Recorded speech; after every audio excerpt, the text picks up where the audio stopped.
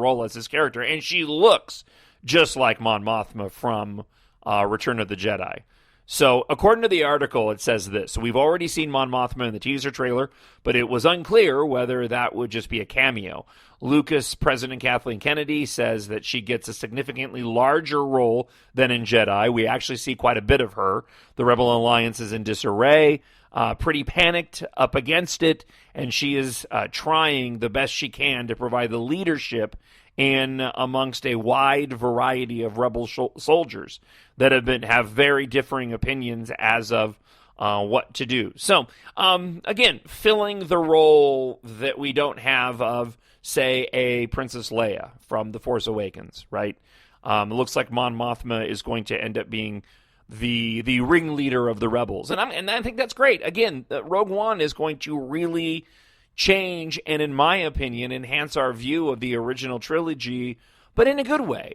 We've had so much time with these movies, and fans like you and fans like me have seen them so many times, that having a spin-off film like Rogue One fill in some details and some gaps, I'm personally really excited about watching this film and then going back and, again, watching the original trilogy, but watching with sort of new eyes, even more so than with The Force Awakens. I mean, you go back now knowing what happens in The Force Awakens, and it kind of gives you a different angle on what we see in the original trilogy. But I think this one, obviously, because of where it's set in the timeline, is going to have a much greater significance and impact on our future experiences watching, the original trilogy. Now, they spent quite a bit of time trying to allay the concerns from those of us that are worried about these reshoots, and pretty much saying that, look, these reshoots were planned all along. The reason why they are taking so long is because we have to get everybody together because it's a very diverse cast and they were all off doing other things. Look, none of this has me worried anymore, and I will tell you why none of it has me worried. You're talking about Disney and Lucasfilm and a franchise that is too big to have Disney and Lucasfilm fail at it. There's too many people that care about this product, and they essentially have unlimited resources to go and make sure that this movie is everything that it can be. And if that's what these reshoots are about, then fantastic. If they saw the first cut of the movie and it needed more levity, or if in the wake of The Force Awakens and just what a massive hit it was, they realized they need to have it hit a little bit closer to the mark of the original trilogy, then great. Disney and Lucasfilm, they're not going to put out a bad movie. They're going to do everything they can to give us the best movie that they possibly can based off of what's been created. And we were told in the article as well that, look, the story's not changing at all. They're basically adding in just a little bit more depth to the characters. Again, expanding on some scenes, adding in some lines. They talked about how a lot of this is chatter in cockpits. Goodness gracious. Chatter in the spaceships while they're sitting in the cockpits. There you go. Basically, just talking amongst one another. So I'm not worried about it. There were reshoots when The Force Awakens happened. We just didn't hear about them nearly as much. There were reshoots on virtually all of the movies. And when you think about what happened with A New Hope, I mean, gosh, if you've ever watched the Empire of Dreams documentary, even Lucasfilm talked about how, or George Lucas himself talked about, the first cut of that film was just awful.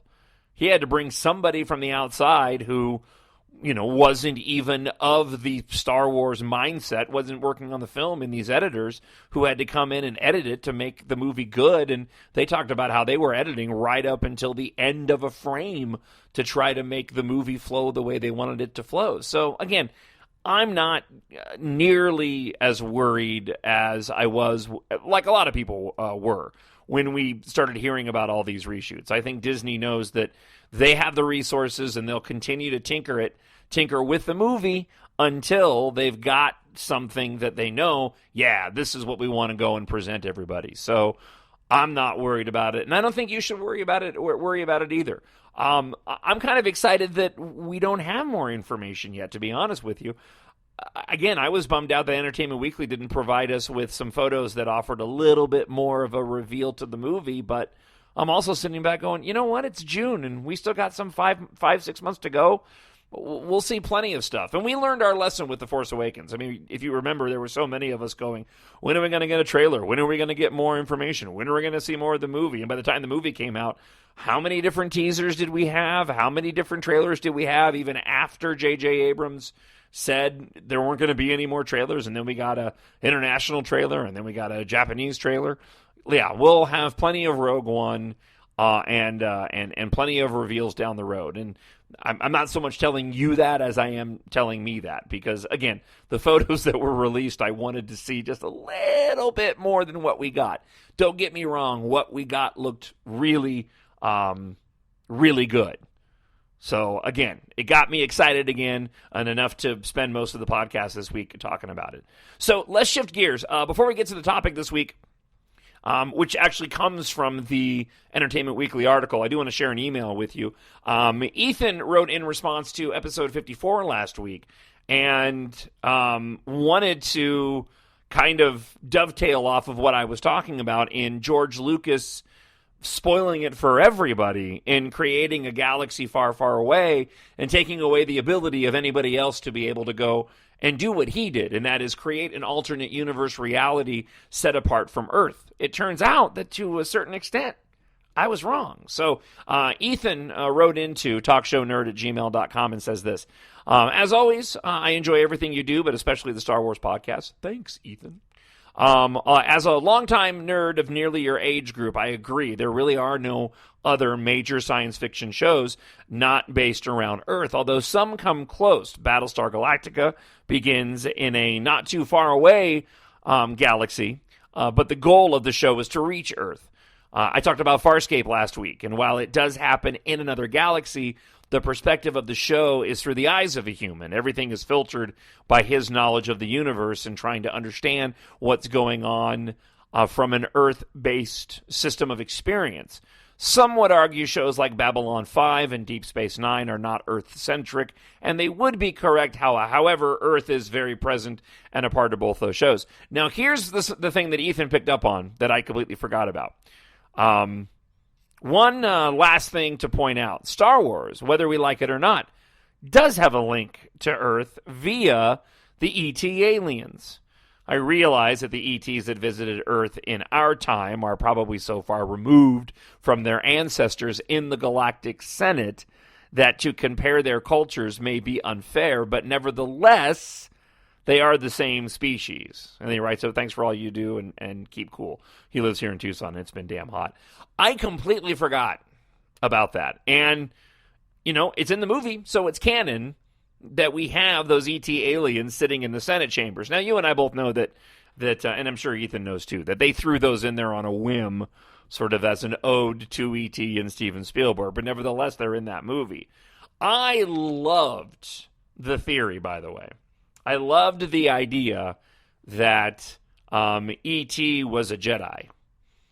And for those that haven't ever heard this before, so the idea was that's, and again, going back to the E.T.s being shown in the Senate chambers in The Force Awakens, in the Phantom Menace. The idea was that E.T. was actually a Jedi who got lost. And he has a connection to the Star Wars universe. Now, the only thing, and the thing that they point to is not only the Jedi powers of him being able to telepathically, communicate with Elliot and make stuff fly in the air, but there's also that moment when they go out trick-or-treating and he sees the kid in the Yoda outfit and he says, home, home, right? Here's the problem that I have with that theory. The problem that I have with that theory is that in order to make that theory work, you shouldn't have any other Star Wars references in E.T. That's the problem that I have with it. If there were no references to Star Wars in the movie, then you could actually consider E.T., to a certain extent, being one of the first spin-off saga films. If you're just going off of E.T. was actually a Jedi who got stranded on planet Earth.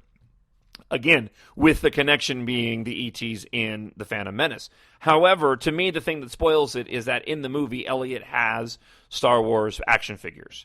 Clearly around the time of The Empire Strikes Back, because he's got Lando and Boba Fett, and you see that kid walking with the Yoda costume on. So that kind of ruins it for me. Other than that, it's kind of a nice theory.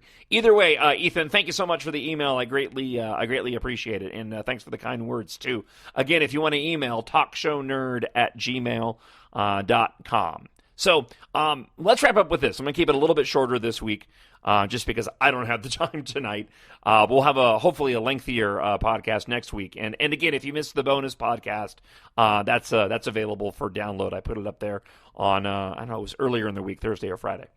So the topic this week, and I would love to get your take on it as well. Again, talkshownerd@gmail.com, is should the non-saga movies, the Star Wars story movies like Rogue One, have a crawl?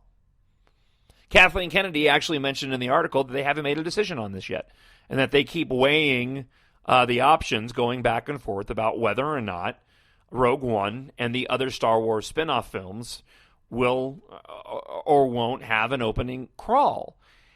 I believe they should, and I'll tell you the reason why. So we've got Rogue One, and then the next spin-off film we have in 2018 is going to be the Han Solo, the young Han Solo movie, right? Okay.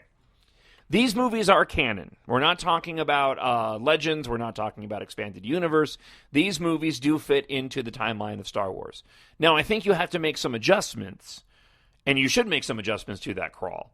I think that, as you get the Star Wars, and the Star Wars fades off into the starfield, and as the crawl comes up, I think it won't have the episode, right?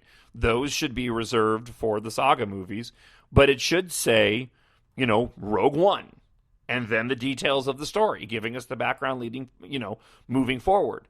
The reason why I think we should have it is, one, it's a very easy way to fill in the gap, or to fill in the details necessary for the audience to know what's going on. So, not everybody's like you, and not everybody's like me. I mean, people are still confused about this movie and still think that it happens, that this particular film is episode, 8. They don't realize that this movie takes place right before A New Hope, and a lot of people don't even know what that means. I mean, for crying out loud, I was talking with my producer for my weekly show the other day, and we had to get into the conversation again. This is like the third time I've had to explain to him after this Entertainment Weekly stuff came out about where in the timeline this movie fits. So a crawl helps in that respect. Rogue One, and then you can say, X amount of years after the fall of Anakin Skywalker, the Empire has risen to prominence and is working on building the ultimate super weapon and blah, blah, blah. Okay, so you get what I mean. So I think it's important for the audience to have a crawl so that Lucasfilm and Disney have a way to make sure that the audience is immediately aware of where in the timeline this movie fits. The other, and for me, bigger reason why, just in terms of a fan, is that I know that for me personally, I'm going to be watching these movies in order. I do that now. Usually I get on a Star Wars kick, and I'll start working through the films. Over a course of period of time. But if I start thinking, oh, you know what, I want to watch, Attack of the Clones. Usually I'll sneak in The Phantom Menace before Attack of the Clones. It's just what I do. The only one that I've been sort of consistently not doing that on is The Force Awakens, because I keep watching it over and over again. But when I want to sit down and say, you know what, I really want to watch Rogue One and A New Hope back to back, I want that crawl to be there. I want that continuity. I know it's not a saga film, but it is in the timeline. It is a prequel.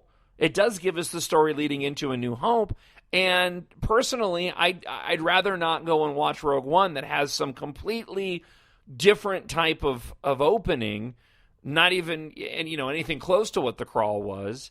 It's a very small thing, but just in terms of consistency, that's what I would personally like to see. And maybe there's an in-between. Right? Maybe if they decide that the saga films aren't going to have an opening crawl, that when we get the Blu-ray release, there's an option there of starting the movie with the crawl and not whatever titles they used from before. I just think in terms of consistency and future viewing experiences, they're Star Wars films. And, there's something about that opening Star Wars popping onto screen and the crawl that just immediately takes you right gets you right in that feeling. And I would just hate it if they went and sacrificed that for